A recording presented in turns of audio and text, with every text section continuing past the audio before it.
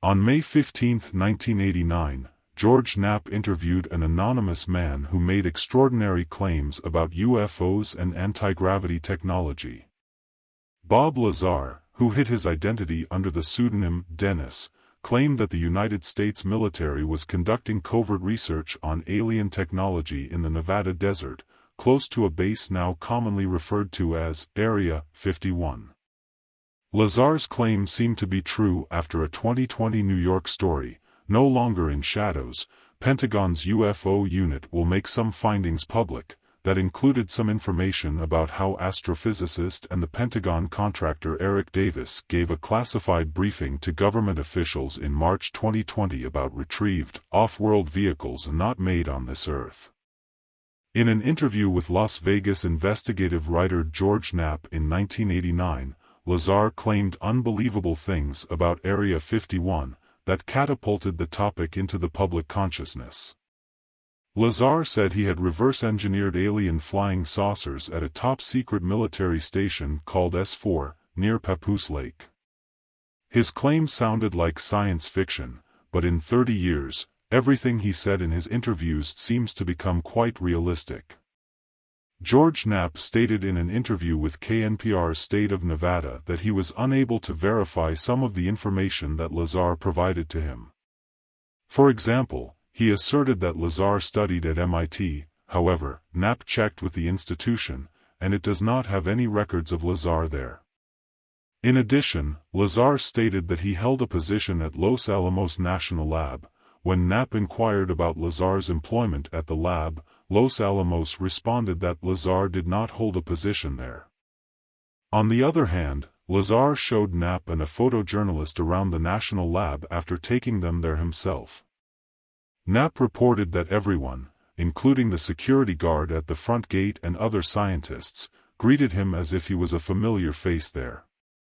So, if Lazar really worked at Los Alamos, is there any record of him? Bob claimed to have been hired as a physicist at Los Alamos in May 1982. For evidence about his employment, there is an article written by Terry England on June 30, 1982. To Lazar, a physicist at the Los Alamos Meson Physics Facility, the important thing is the jet engine. It's something he's been working on for years, England wrote. In July 2020, during Joe Rogan's podcast with Jeremy Corbell and George Knapp, Corbell said he asked Terry England about Bob Lazar's occupation as a physicist at Los Alamos. There are two former lab employees who worked directly with Bob. The first one is a physicist named John Jarmer, and the second one had an administrative role but remained to be unidentified. Jarmer worked at the lab for over 2 decades in the polarized proton section. Besides, Joe Vananetti, who worked alongside Bob, is listed as an author of multiple original research papers with John Jarmer. There are other documents and accounts stating that Bob Lazar had worked at S4, a government laboratory near Groom Lake. Richard Geldrake has done excellent research connecting the dots to Bob Lazar's mystery. Exactly as Lazar had described it in the 1980s, a craft of unknown origin can be seen spinning and flying belly-up in one of the U.S. Navy's declassified UFO videos. The craft that I worked on, that when it's going to travel a long distance, that is how it operates. It puts its belly to the target and then brings all of the amplifiers to power, and you know it shoots off in that direction. It doesn't fly as it would in a science fiction movie. It flies with the belly, the bottom, forward, Lazar said. Take a look at the so-called gimbal UFO, if the preceding description of a tilting spacecraft seems at all familiar to you. In 2017, the Pentagon made a video available online. In 2015, naval pilots flying off the coast of Florida came face to face with a fleet of unknown UAPs.